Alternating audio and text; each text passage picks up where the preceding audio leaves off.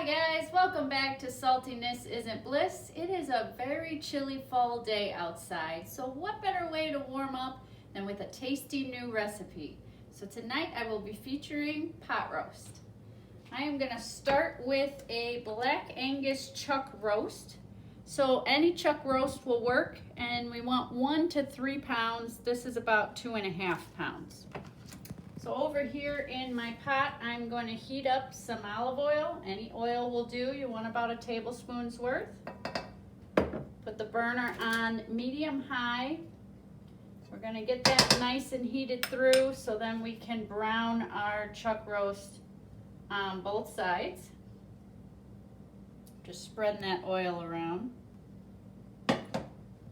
In the meantime, I'm going to cut this open and I'm going to season both sides of the meat. You will notice with chuck roast that you do have quite a bit of fat on there or throughout the meat. It's kind of best to just leave it. I'm always so tempted to trim it off, but it kind of helps to lock in all the flavors. So I'm going to try to just leave it on there. Look at that hunk of meat right there. All right, so we're gonna keep our seasoning simple for when our chuck roast goes in our pot just to brown, and then once it's brown, we will add in all our other tasty flavors. So we are just gonna season each side evenly with some minced dried onion and I've got some cracked rainbow peppercorn here. Any pepper will do, any onion will do. So if you cook up onions and you'd rather put raw or fresh onion in there, you can do that. I just like to work with the dry. So I'm just gonna do a nice heavy coat. Then I'm gonna use my fun mechanical pepper grinder here. Grind some pepper.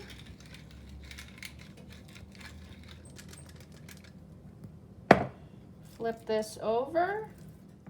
Another even coat of dried minced onion. And some more of that rainbow peppercorn. My pot is all nice and heated up. So I am going to lay this in there.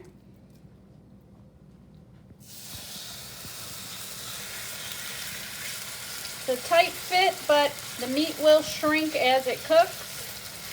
So that's not going to be a problem later on. I am going to put the lid on, so now I want to brown it about 5 minutes on each side, and then I will be back.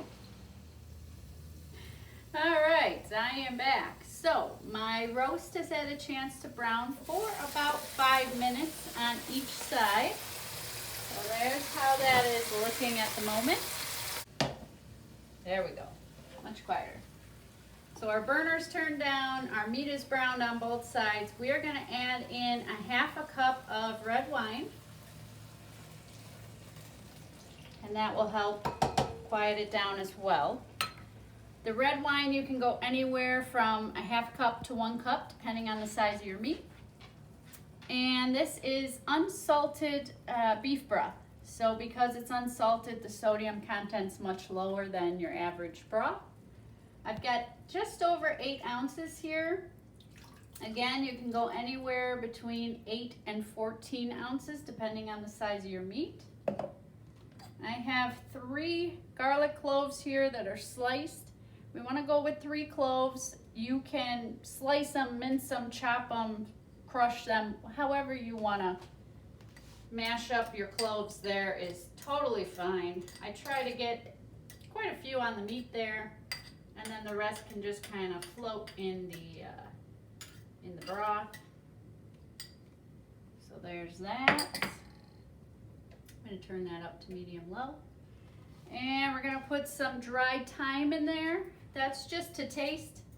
So I'm just going to do a heavy sprinkle over the top and just call that good enough. So anywhere from 1 to 3 or 1 to 2 teaspoons on that. And our last ingredient is some dried bay leaves. Again, this is to taste as well, so I'm gonna probably put a few on there. I don't like to just put one. I love the flavor of the bay leaf, so we are gonna put the lid back on, and now we're gonna simmer on about medium-low, anywhere between 45 minutes and an hour and a half, depending on the size of the meat. So just kind of keep an eye on it. You can kind of play around with the temperature as well as you're watching it. I'm going to shoot for 45 minutes, so I will be back in about that time and see how the meat is looking. See you then.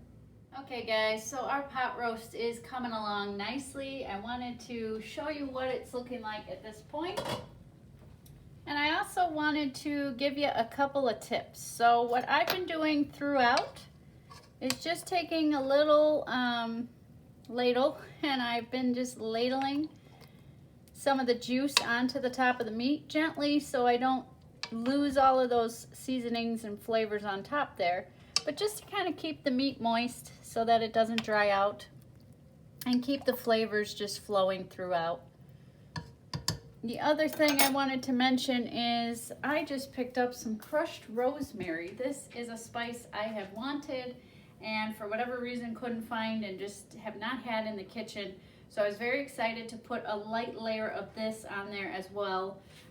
Sorry you didn't get to see it, but right after I put the thyme on there and the bay leaves, then I put a light layer of this. So this is another seasoning you can add. And the other thing I forgot to mention is if you don't have red wine on hand or red wine's not your thing, you can always substitute that with a balsamic vinegar or a red balsamic vinegar. So that's a great substitute, and be right back. I think this is just about done.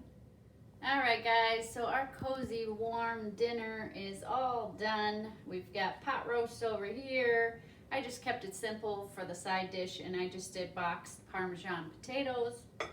So I am going to put all that on a plate now. So here's my pot roast pieces.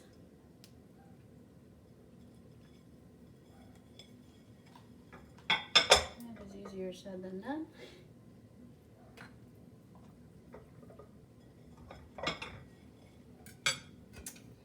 Big scoop of potatoes, and they all fell off.